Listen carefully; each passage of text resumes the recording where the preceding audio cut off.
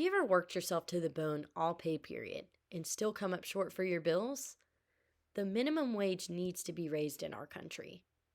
There are so many Americans that are struggling because they genuinely cannot afford the resources.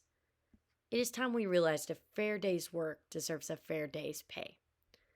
The minimum wage getting raised would boost our economy, lower poverty rates, and free up government resources that individuals desperately need.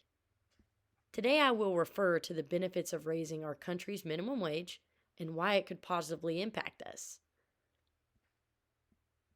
I'm qualified to educate you on this topic due to my extensive research.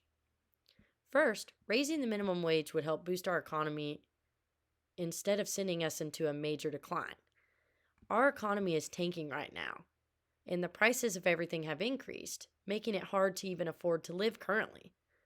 Nathan Benefield stated in guest editorial in 2023 that consumer prices have jumped 8.3% in the last year, a 40-year high. Goods and services are more expensive now than ever. By increasing the minimum wage, this would increase spending, which circulates more money for goods and services amongst the population, allowing more people in the population to afford those things without scraping by. This is a need for our population because some people cannot afford a place to live, groceries, or even gas. Now that I have discussed boosting our economy, let me move on to my next point, which is increasing the minimum wage also lowers poverty rates for families. If we raise the minimum wage, this could give families the opportunity to put their kids in an actual home, better schools, and live in a better area. I believe the minimum wage should be at least $18 an hour. This is about the average rate nowadays that a family would need to survive the times we are living in. According to Ross and Schweitzer in Cap 20, they stated with a minimum wage of more than $12 an hour would cause industry-wide employment growth of 25%, compared with only 7% growth in states that still use the federal minimum wage of $7.25. This proves that higher wages attract more workers, which would in turn cycle money back into our economy. Study after study has shown that the benefits far outweigh any potential drawbacks. With a higher wage and more jobs becoming available, this would increase the flow of money within our communities and give families stability that they have never experienced. Now that I have discussed decreasing poverty, let me move on to my next point, which is freeing up our government resources for those in need. With the minimum wage increased, that would allow more of the population to meet the standard of living and stop leaning on so much government assistance. People that are disabled, unable to work, or anything else that prevents them from being able to provide for themselves would have more access to resources that can help.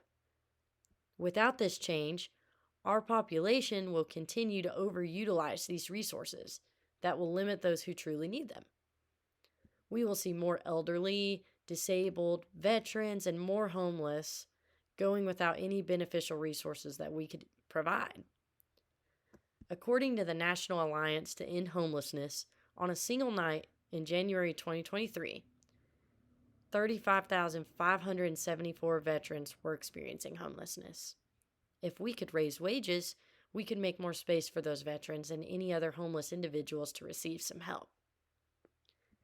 In conclusion, raising the minimum wage would not only strengthen our population and increase our standard of living tenfold, but it would also allow us to be independent and successful in ways we never knew possible.